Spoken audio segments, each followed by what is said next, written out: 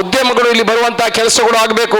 ಈಗ ತಾನೇ ನಮ್ಮ ಪುತ್ತೂರಿಗೆ KMF ಬಂದಿದೆ. ಇಂಟರ್ನ್ಯಾಷನಲ್ ಗ್ರೌಂಡ್ ಅನ್ನು ಕೊಡುವಂತ 22.5 ಎಕರೆ ಜಾಗವನ್ನು ಅವರಿಗೆ ಕೊಡುವಂತಹ ಕೆಲಸಗಳಾಗಿದೆ. ಪಶುವೈದ್ಯಕೀಯ ಕಾಲೇಜು ನಮ್ಮ ಪಕ್ಕದ ಕೊಯ್ಲದಲ್ಲಿ ಆರಂಭ ಆಗಲಿಕ್ಕೆ 140 ಕೋಟಿ ರೂಪಾಯಿ ಅನ್ನೋದಕ್ಕೆ ಮಂಜೂರು ಮಾಡಿದೆ. 750 ಮಕ್ಕಳು ಅಲ್ಲಿಗೆ ಬರುವಂತಹ ಯೋಜನೆಗಳಿದೆ. ಈ ತರ ಉದ್ಯಮಗಳು ಬಂದ್ರೆ ಮಾತ್ರ ದೇಶ ಮುಂದುವರಿಯಲಿಕ್ಕೆ ಸಾಧ್ಯ. ನಾನೊಂದು 3-4 ಉದ್ಯಮದ ಅವರನ್ನು ಭೇಟಿ ಮಾಡುವಂತಹ ಕೆಲಸವನ್ನು ನಿರಂತರ ಮಾಡ್ತಾ ಇದ್ದೇನೆ. ಈ 3 ಉದ್ಯಮಗಳು ನಮ್ಮ ಪುತ್ತೂರಿಗೆ ಬಂದ್ರೆ 1,000 ಕೋಟಿ ರೂಪಾಯಿ ಅನುದಾನ ನಮ್ಮ ಪುತ್ತೂರಿಗೆ ಬರುವ ಎಲ್ಲ ವ್ಯವಸ್ಥೆಗಳಿದೆ. ಪ್ರಿಂಟೆಡ್ ಸರ್ಕ್ಯೂಟ್ ಬೋರ್ಡ್ ಕಂಪನಿಯವರು ಸುಮಾರು 250 ಕೋಟಿ ರೂಪಾಯಿಗಳ ಒಂದು ಉದ್ಯಮವನ್ನು ಆರಂಭ ಮಾಡಲಿಕ್ಕೆ ಇಂಟ್ರೆಸ್ಟ್ ಅನ್ನು ತೋರಿಸಿದ್ದಾರೆ. ಬ್ರಿವರೇಜ್ ಕಂಪನಿ ಕೂಡ ಇನ್ವೆಸ್ಟ್ಮೆಂಟ್ ಅನ್ನು ಪುತ್ತೂರಲ್ಲಿ ಮಾಡಲಿಕ್ಕೆ ಸಹಕಾರಗಳು ನಮ್ಮ ಹತ್ರ ಕೇಳಿದ್ದಾರೆ. ಮಕ್ಕಳು ವಿದ್ಯಾಭ್ಯಾಸವನ್ನು ಕಲಿತು ಹೊರಗೆ ಬರ್ತಾರೆ. ಬೇರೆ ಬೇರೆ ಕಡೆಗೆ ಹೋಗುವ ಬದಲು ಅವರ ಸ್ವಂತ ಊರಿನಲ್ಲಿ ನಿಂತು ಕೆಲಸ ಮಾಡುವಂತ ಕೆಲಸಕ್ಕೆ ಪೂರಕವಾಗಿ ಕೆಲಸ ಮಾಡುವಂತ ಅಗತ್ಯವಿದೆ. ಈ ರಾಜ್ಯದಲ್ಲಿ ನಾವು 2ನೇ ಸ್ಥಾನದಲ್ಲಿದ್ದರೆ ಪುತ್ತೂರು ಜಿಲ್ಲೆಯಲ್ಲಿ ನಾವು 1ನೇ ಸ್ಥಾನ ಇದೆ ಅಂತ ಹೇಳಿ ನಾವು ಅತ್ಯಂತ ಸಂತೋಷದಿಂದ ಹೇಳಲಿಕ್ಕೆ ನಾವು ಇಚ್ಛೆ ಪಡ್ತಾ ಇದ್ದೇವೆ. ಜೊತೆಲ್ಲ ನಮ್ಮ ಸಾಧನೆಯ ಕಿರೀಟಕ್ಕೆ ಸೇರಿರುವಂತಹ ಒಂದು ಗರಿ. ನಾವು ಇವತ್ತು 78ನೇ ವರ್ಷದ ಸ್ವಾತಂತ್ರ್ಯ ದಿನಾಚರಣೆಯನ್ನು ಆಚರಿಸ್ತಾ ಇದ್ದೇವೆ. ಈ ದಿನಾಚರಣೆಯನ್ನು ಅತ್ಯಂತ ಹೆಮ್ಮೆಯಿಂದ ಸಂತೋಷದಿಂದ ಆಚರಿಸುವ ಒಂದು ಯೋಗ ನಮಗೆಲ್ಲರಿಗೆ ಬಂದಿದೆ. ಈ ಯೋಗ ಬರಬೇಕಿದ್ರೆ ಇದರ ಹಿಂದೆ ಎಷ್ಟೋ ಜನರು ತಮ್ಮ ಜೀವವನ್ನು ಈ ದೇಶಕ್ಕಾಗಿ ಸಮರ್ಪಣೆ ಮಾಡಿದ್ದನ್ನು ನಾವು ಇವತ್ತು ಯೋಚಿಸುವ ಒಂದು ದಿವಸ ಕೂಡ ಆಗಿರುತ್ತದೆ.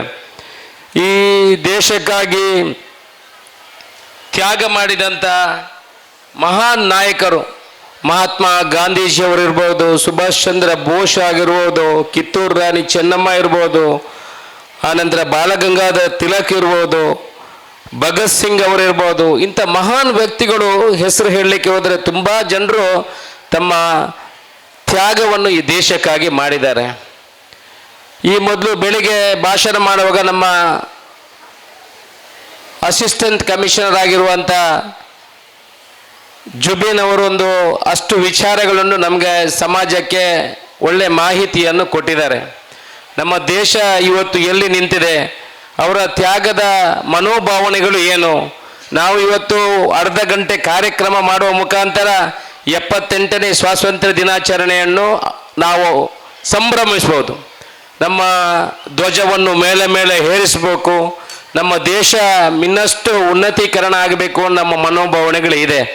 ಆದರೆ ನಮ್ಮ ದೇಶಕ್ಕೆ ತ್ಯಾಗ ಮಾಡಿದವರು ಒಂದು ಕಡೆ ಆದರೆ ನಾವು ಈ ದೇಶಕ್ಕೆ ಏನು ಕೊಡುಗೆ ಕೊಡಬೇಕು ಅನ್ನೋದು ನಾವು ಕೂಡ ವಿ ಆರ್ ದ ರೆಸ್ಪಾನ್ಸಿಬಿಲಿಟಿ ಇರುವಂಥವರು.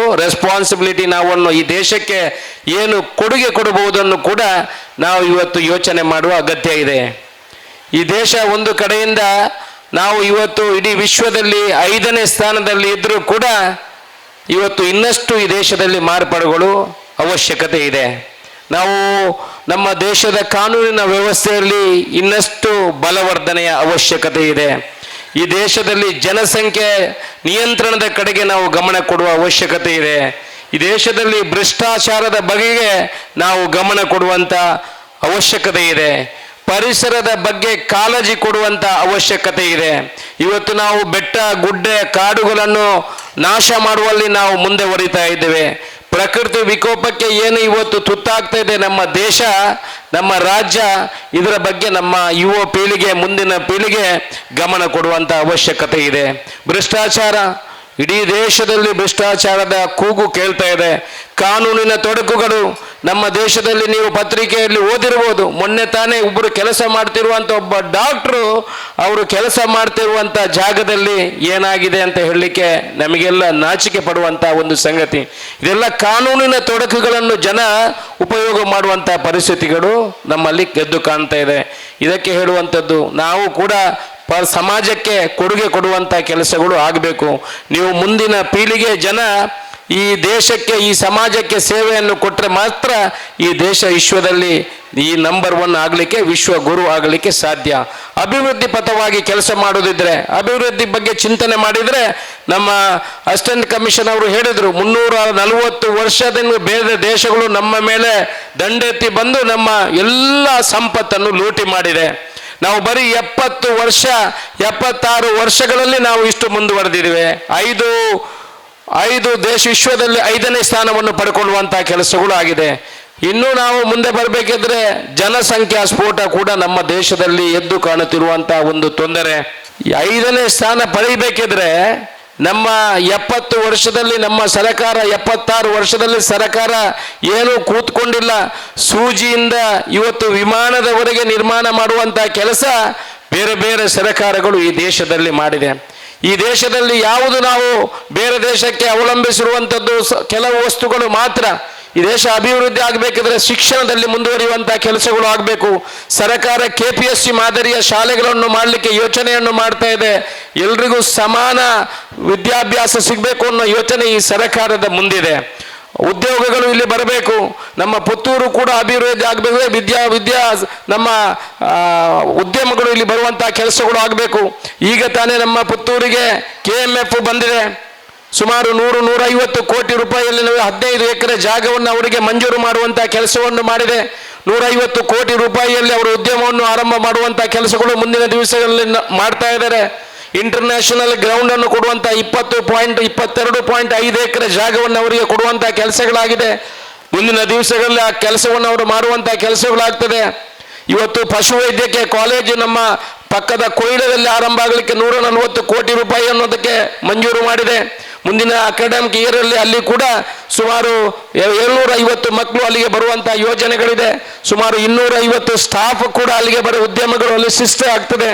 ಈ ಥರ ಉದ್ಯಮಗಳು ಬಂದರೆ ಮಾತ್ರ ದೇಶ ಮುಂದುವರಿಯಲಿಕ್ಕೆ ಸಾಧ್ಯ.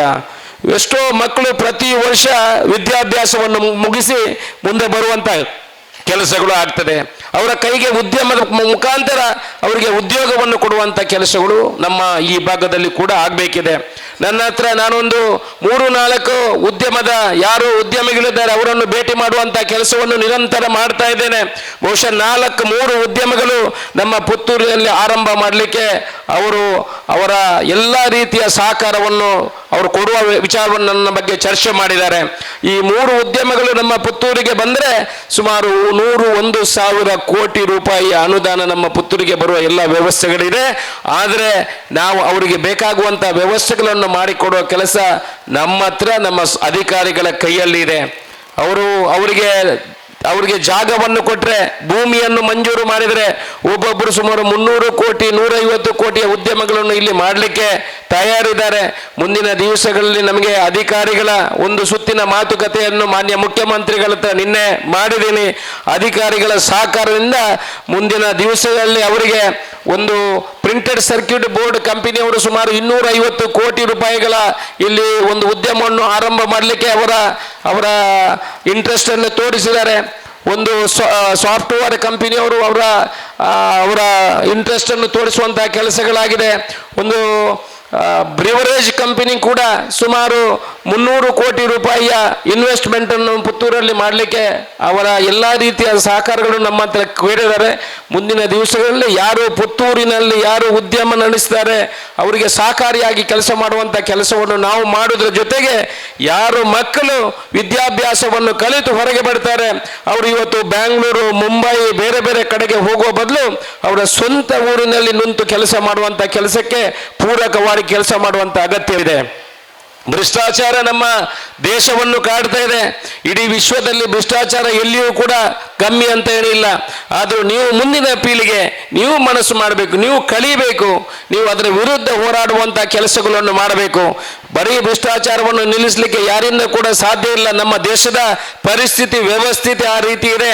ಒಬ್ಬ ಅಧಿಕಾರಿಗಳಿಗೆ ಬೇಕಾದಷ್ಟು ಸಂಬಳವನ್ನು ಕೊಟ್ಟರೆ, ಒಬ್ಬ ರಾಜಕೀಯ ವ್ಯಕ್ತಿಗೆ ಬೇಕಾದಂಥ ವ್ಯವಸ್ಥೆಗಳು ಇದ್ದರೆ ಮಾತ್ರ ಭ್ರಷ್ಟಾಚಾರವನ್ನು ಕಡಿಮೆ ಮಾಡಲಿಕ್ಕೆ ಸಾಧ್ಯ. ಎಲ್ಲರೂ ಇನ್ನೊಬ್ಬನ ಕಡೆಗೆ ಕೈ ತೋರಿಸುವ ಬದಲು ನಾವು ಭ್ರಷ್ಟಾಚಾರಿಗಳಾಗದಿದ್ದರೆ ಈ ದೇಶವನ್ನು ಭ್ರಷ್ಟಾಚಾರ ಮುಕ್ತವಾಗಿ ಮಾಡಲಿಕ್ಕೆ ಸಾಧ್ಯ. ಇವತ್ತು ಡ್ರಗ್ಸ್ ಅನ್ನೋದು ಈ ವರ್ಷದ ನಾವು 78ನೇ ಸ್ವಾತಂತ್ರ್ಯ ದಿನಾಚರಣೆಯನ್ನು ನಾವು ಡ್ರಗ್ಸ್ ವಿರುದ್ಧ ಹೋರಾಡಲಿಕ್ಕೆ ನಾವು ಎಲ್ಲ ಯೋಚನೆಯನ್ನು ಮಾಡಿದೆ. ಇಡೀ ದೇಶ ಡ್ರಗ್ಸ್ ಅನ್ನೋದು ಇಡೀ ಮಾರಕವಾಗಿ ಇಡೀ ಸಮಾಜವನ್ನು ಕಾಡ್ತಾ ಇದೆ. ಎಲ್ಲಿಯೂ ಕೂಡ ಎದುರಿಗೆ ಕಾಣುವುದಿಲ್ಲ. ನಾವು ಇದನ್ನು ಆಳವಾಗಿ ಚಿಂತಿಸುವ ಅವಶ್ಯಕತೆ ಇದೆ. ಯುವ ಪೀಳಿಗೆಯಲ್ಲಿ ಇವತ್ತು ಮಾದಕ ವಸ್ತುಗಳು ಯಾವ ರೀತಿ ಕೆಲಸ ಮಾಡ್ತಾ ಇದೆ ಅಂತ ಹೇಳಿದ್ರೆ ಇಡೀ ಕುಟುಂಬವನ್ನು ಕ್ಯಾನ್ಸರ್ ರೂಪದಲ್ಲಿ ತಿನ್ನುವಂತ ಕೆಲಸ ಮಾಧ್ಯಮವು ಡ್ರಗ್ಸ್ ಮಾಡ್ತಾ ಇದೆ. ಅದರ ಬಗ್ಗೆ ಕೂಡ ಅವೇರ್ನೆಸ್ ಅನ್ನು ಮಾಡುವ ಮುಖಾಂತರ ಪೋಷಕರು ಬರೀ ಸರ್ಕಾರವನ್ನು ದೂರಿದ್ರೆ ಖಂಡಿತ ಇದರ ಬಗ್ಗೆ ಸಾಧ್ಯ ಇಲ್ಲ. ಪೋಷಕರು ತನ್ನ ಮಕ್ಕಳ ಬಗ್ಗೆ ಗಮನ ಕೊಡುವ ಅವಶ್ಯಕತೆ ಇದೆ ಅಂತ ನಾನು ಹೇಳಲಿಕ್ಕೆ ಇಚ್ಛೆ ಪಡ್ತಾ ಇದ್ದೇನೆ. ಒಟ್ಟಿನಲ್ಲಿ 28ನೇ ಈ ಸ್ವಾತಂತ್ರ್ಯ ದಿನಾಚರಣೆಯನ್ನು ಒಳ್ಳೆಯ ರೀತಿ ಅರ್ಥಪೂರ್ಣವಾಗಿ ಆಚರಣೆ ಮಾಡುವಂತಹ ಕೆಲಸವನ್ನು ನಮ್ಮ ತಾಲೂಕು ಮಟ್ಟದ ರಾಷ್ಟ್ರೀಯ ಹಬ್ಬಗಳ ಈ ಸಂಘಟನೆ ಒಳ್ಳೆಯ ರೀತಿಯಲ್ಲಿ ಮಾಡಿದೆ. ಇವತ್ತು ನಾವು ಬೇರೆ ಬೇರೆ ವಿಭಾಗದಲ್ಲಿ ಸಾಧನೆ ಮಾಡಿದವರಿಗೆ, ಅದು ಕೂಡ ಮಕ್ಕಳಿಗೆ ವಿದ್ಯಾಭ್ಯಾಸದಲ್ಲಿ 98% ಕೂಡ ಹೊಡೆದವರು, 99% ಹೊಡೆದವರು. ಈ ರಾಜ್ಯದಲ್ಲಿ ನಾವು 2ನೇ ಸ್ಥಾನದಲ್ಲಿದ್ದರೆ ಪುತ್ತೂರು ಜಿಲ್ಲೆಯಲ್ಲಿ ನಾವು 1ನೇ ಸ್ಥಾನ ಇದೆ ಅಂತ ಹೇಳಿ ನಾವು ಅತ್ಯಂತ ಸಂತೋಷದಿಂದ ಹೇಳಲಿಕ್ಕೆ ನಾವು ಇಚ್ಛೆ ಪಡ್ತಾ ಇದ್ದೇವೆ. ಜೊತೆಯಲ್ಲಿ ಇದೆಲ್ಲ ನಮ್ಮ ಸಾಧನೆಯ ಕಿರೀಟಕ್ಕೆ ಸೇರಿರುವಂತಹ ಒಂದು ಗರಿ.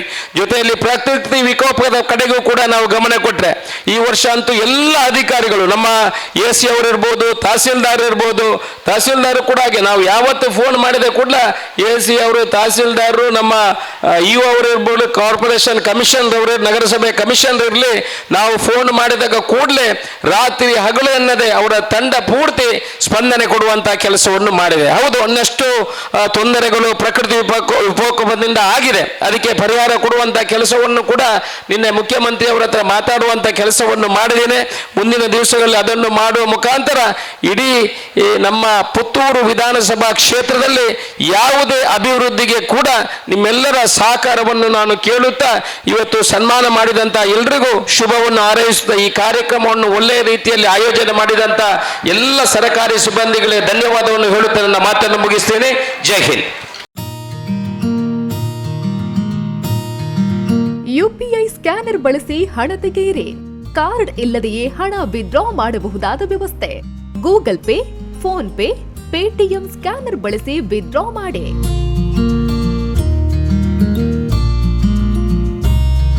Union, Canara, south Indian bank ಖಾತೆಗಳಿಗೆ ಡೆಪಾಸಿಟ್ ವ್ಯವಸ್ಥೆಯೂ ಲಭ್ಯ.